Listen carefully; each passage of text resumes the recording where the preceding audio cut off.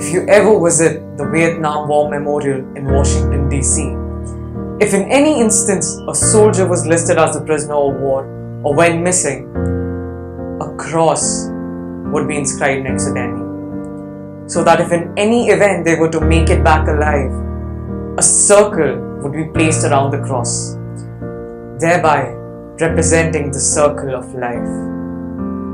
To this day, you can scan the whole Vietnam Wall if you'd want to, but you won't find a single circle.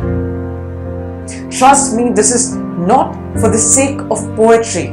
This is for the message that we get out of this mess, because I'm here to tell you that tit for tat is not going to get your life back on track. If you don't believe me, ask Hitler, who lost all his might trying to seek vengeance for a fight that was already over. Because they tell me what happened on 25th December 1914 during World War I, where the British and German soldiers put down their weapons in those dirty trenches and celebrated Christmas together. That was a miracle. And I don't believe that. I don't consider that to be a miracle. That was humanity convincing the whole world to take up arms against each other. That is what I call a miracle. That is what I call an exception. But now this exception is becoming a norm. I was only 7 when I read about the Great War in my history textbook. It was by 9 that I memorized all the important names and dates. But it wasn't until 11 that they were showing us black and white clippings from World War I in our classroom.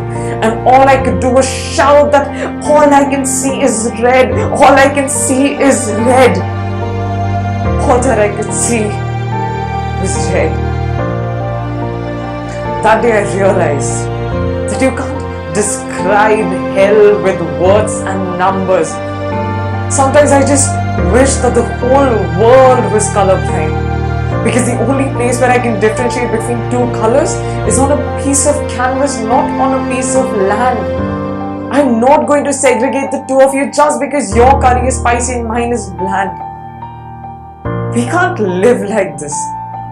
We live in an era where a destruction video gets more likes than construction, because construction's noisy but destruction's easy, isn't it?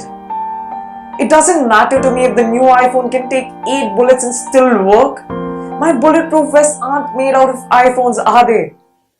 Forget about that. We live in a time where communal hate is served on a platter, because religion is the only thing that matters, right? Because fighting like animals in order to save those animals doesn't make any sense to me. Because every time I open the newspaper, I see people crying. 20, 30, 40,000 people dying, and the politicians just lying there. Because that's what they're good at, right? Lying. And then you tell me to pick a side. Einstein once said, as long as there are men, there will be war.